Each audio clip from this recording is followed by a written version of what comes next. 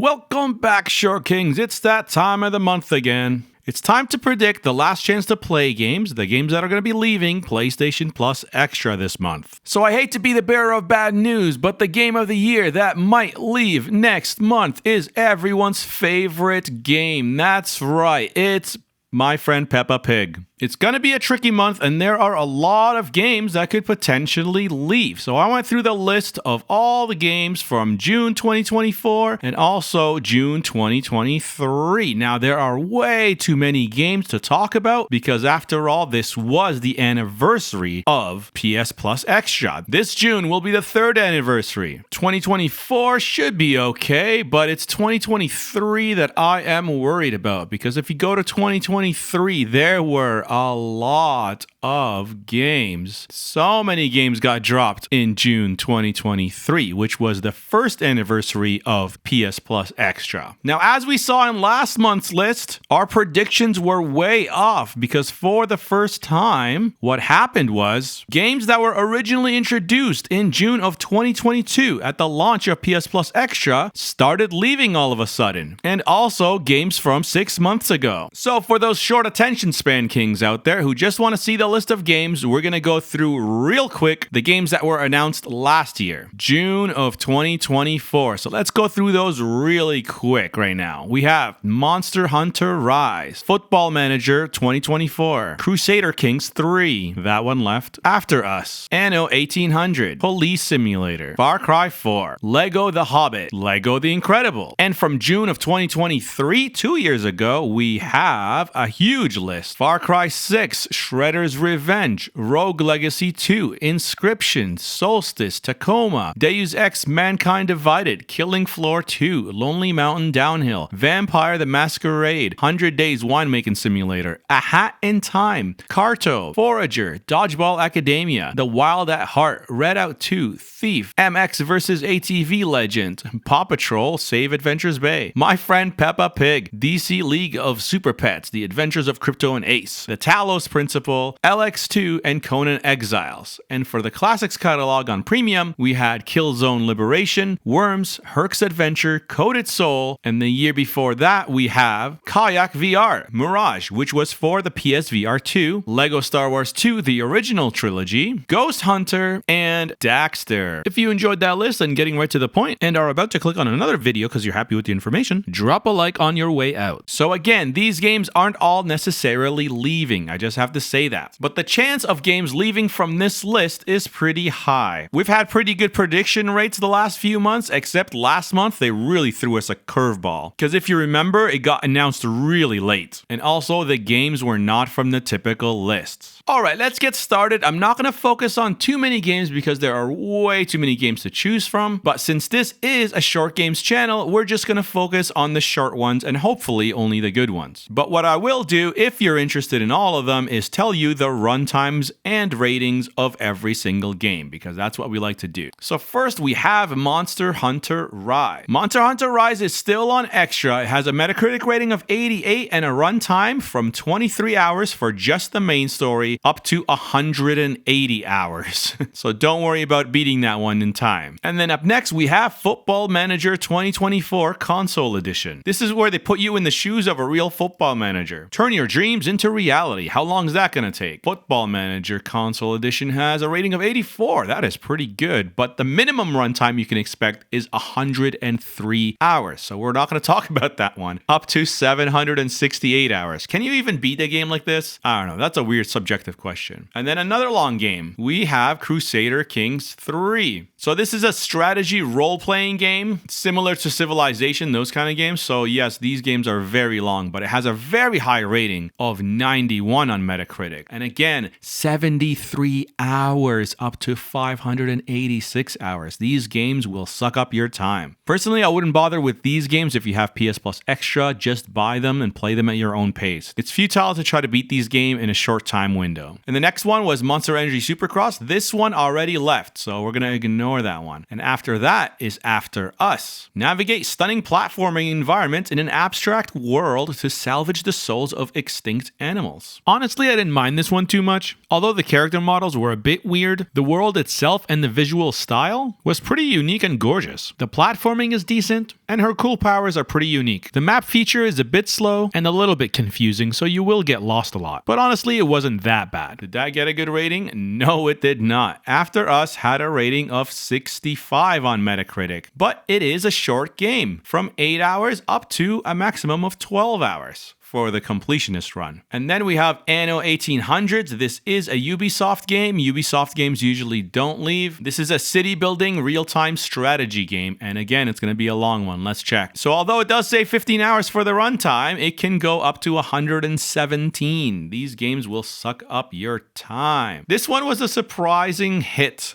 if you want to call it that. I don't know if it was a hit, but it was one of the most downloaded games last year. It's Police Simulator Patrol Officer. A lot of people played this. I don't know if they enjoyed it, but a lot of people downloaded it and wanted to be a police officer. It is not a very good game with a Metacritic rating of 58. You can expect anywhere from 16 to 25 hours on that one. And after that, we got Far Cry 4, which is, of course, a Ubisoft game. So these games typically don't leave. And then these games, I would say the same thing. The Lego games typically don't leave either. But as we saw, there are 2 Lego games leaving this month, so nothing is safe. So we have Lego The Hobbit, which has a score of 72. You can beat it anywhere from 9 hours to 37 hours. And then we have Lego The Incredibles. These kind of games are great games to play with your kids, by the way, if you're ever looking for like a PG game to play couch co-op with. The Incredibles had a score of 69, and you could beat the main story at 7 hours and up to 20 hours. And these games are for premium, so these are VR and also PS3 games. This game I've heard really good things, and I'm really jealous I don't have PSVR 2, but it's Kayak VR. We're losing a bunch of VR games this month, so nothing is safe. So Kayak VR might go. It has a score of 73, and it is truly a short game, anywhere from 3 to 5 hours. And then we got an old school Lego game. These are some of the old ones. Lego Star Wars 2, the original trilogy. That one had a score of 81, anywhere from 11 to 30 hours. And then after that, we have Ghosthunter. Ghosthunter had a score of 69,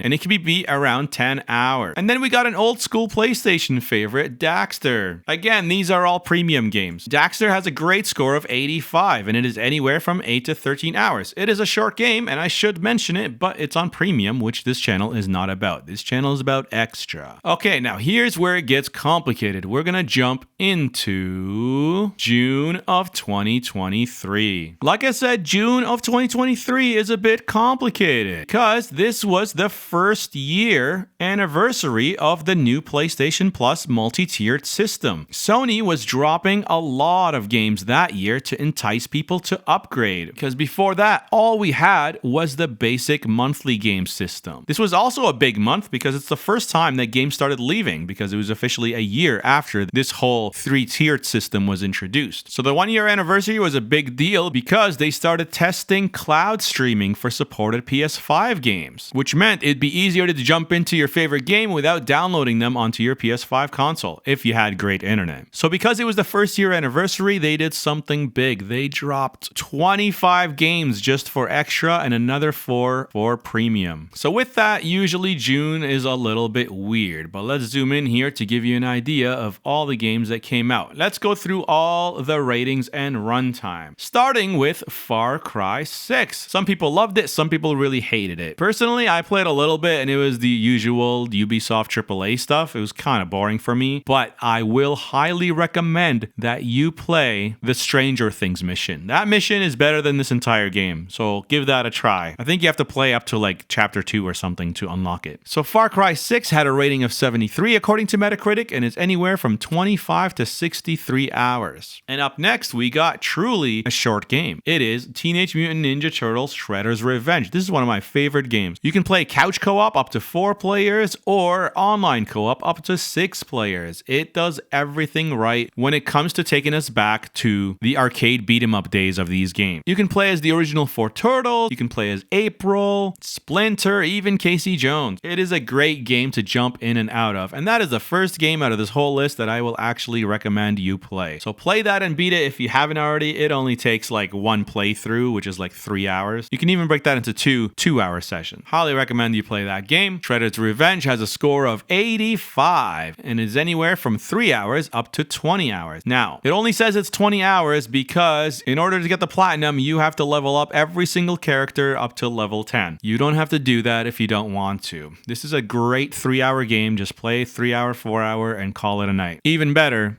get a player 2.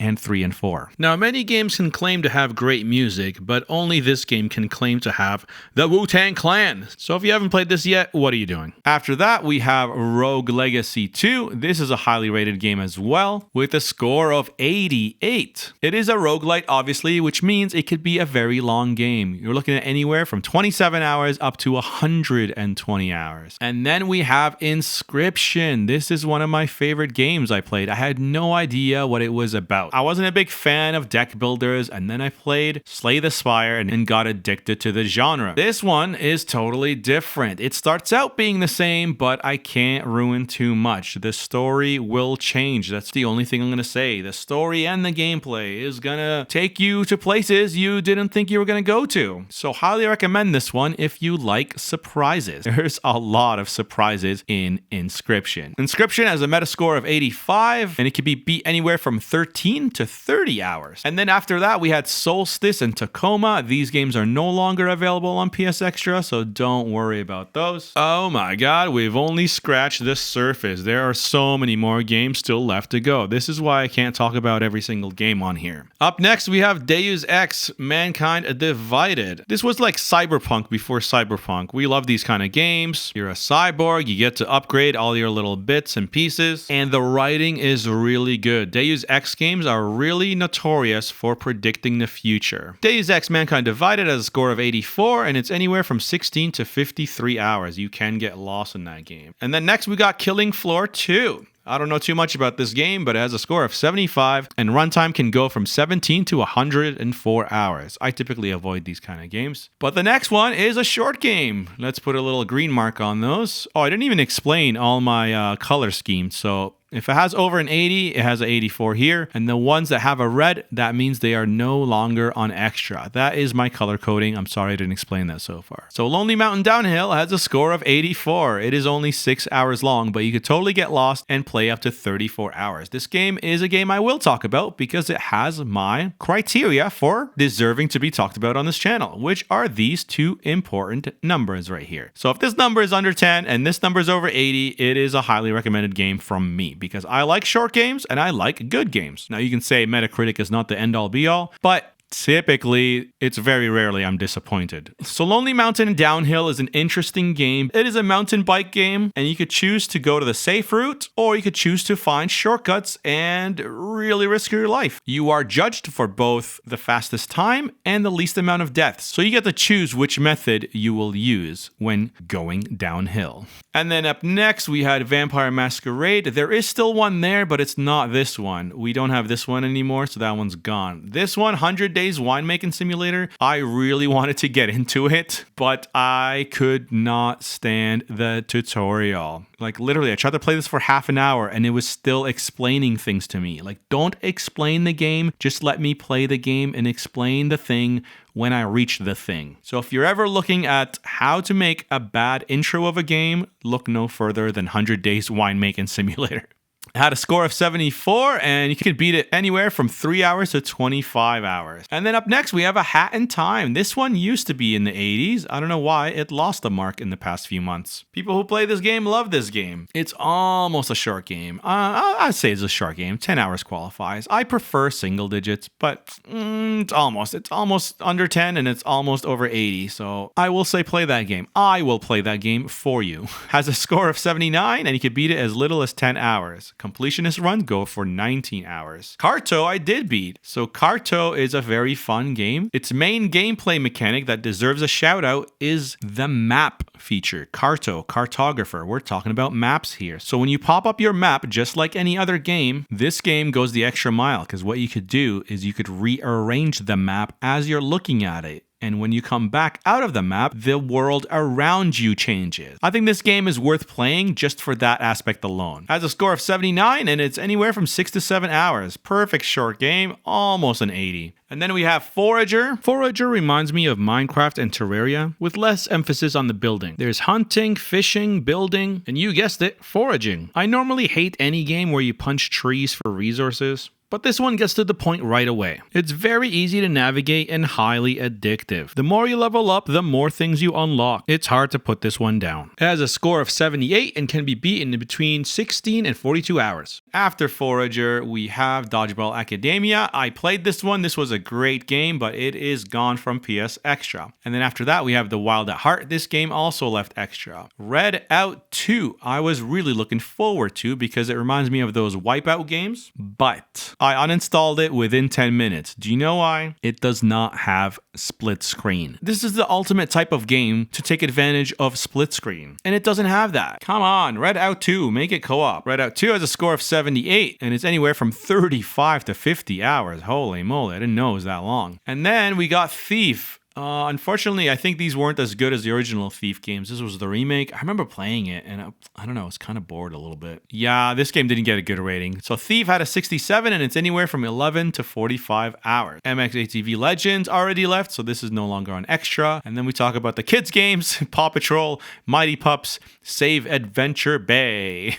Has a score of 72, and it's only 3 to 4 hours. And then after that, we got everyone's favorite platinum to get. It is My Friend Peppa Pig. I never know if people are half kidding or totally serious about this game, but has a rating of 72 and you can get the platinum in 2 hours. I don't know. I'm honestly going to play this like maybe unironically. And then these next games all left. Super Pets, The Talos Principle. I played that one and beat it. It is gone. And then Elex 2, that is gone as well. Conan Exiles is still there. Has a score of 68 and 39 minimum hours up to 140. So this fails both criteria for me. Again, my criteria for PS Plus games that end up on my backlog is this number high, this number low. It's as easy as that. And then finally, we have the classic catalog. We got Killzone Liberation, which had a score of 77, anywhere from 8 to 37 hours. And then we have Worms. I think this is the original. This isn't Worms WMD. This one had 79, anywhere from 4 hours to 13 hours. And then we have Herc's Adventure. I couldn't find a rating for that game, but it's anywhere from 12 to 17 hours. And Coded Soul wasn't available for us. It says Coded Soul is available as part of the game catalog only in Japan and Asia region. So we actually didn't get that one. So this month there were a few games leaving from 6 months ago. So the games leaving was MotoGP 24, Grand Theft Auto, and The Sims 4. So let's just check what happened in December of 2024, just in case. So 6 months ago, we got Sonic Frontiers, Forspoken, Rabbids Party of Legends, WRC Generations, Fist. I really want to play this one. This one seems cool. Jurassic World Evolution 2, Coffee Talk, which I just started playing. I don't think it's going to leave. And also Coffee Talk 2, obviously. And this one I've heard good things about too, A Space for the Unbound. So again, these games are not really, I wouldn't say they're leaving, but there is a very small chance that one of these games might leave. We also have Fogs and Biped. Anyway, that concludes the list of all the games that potentially might leave. And again, could be totally wrong because PlayStation Plus could remove games from 3 years ago, back when they first launched it. So originally when the PS Plus launched in 2022, it came with 700 games across Extra, Premium, and VR, I'm pretty sure. So this was a ton of games that got introduced originally. Everything from Bloodborne to Gravity Rush, all the infamous games, which we just lost one of. We're losing it this month. So are we going to lose First Light? I don't know. Horizon Zero Dawn, Shadow of the Colossus, even Returnal. If Returnal leaves, I am canceling PS Plus. As simple as that. All the Uncharted games. And then we even had third-party games like Control, Dead Cells, Hollow Knight, Guardian of the Galaxy, Outer Wilds, which left. And then on top of that, we had PS1, PS2, and PSP games. So we had a bunch of games. This is just a small list of games that were released originally. So I'm not looking forward to it, but they are going to be removing some of the original games. I mean, they can't stay there forever. They must have signed a contract that has a deadline. Anyway, the best we can do is to go back to our old pattern of predicting games that are leaving, that were introduced 2 years ago, and games that came to Extra 1 year ago. I hope this video helps, and I hope my prediction is not too off. I had a good 4 out of 5 months that were like 90%, but last month they really threw us a a curveball, so I apologize for that. Hope you enjoyed this update, and thanks for tuning in. If you haven't joined already, join our subreddit, OliveOcelot. This is where we actually announce games before I make a video. Sometimes I don't even make a video. Sometimes lovely people end up posting the second they see it, so we will know the last chance to play the moment it happens in that subreddit. I will make a follow-up video to see how accurate these predictions were, but tune in there if you want instant updates. Anyway, that's it for now, so until next time, be a friend, and I'll see you again.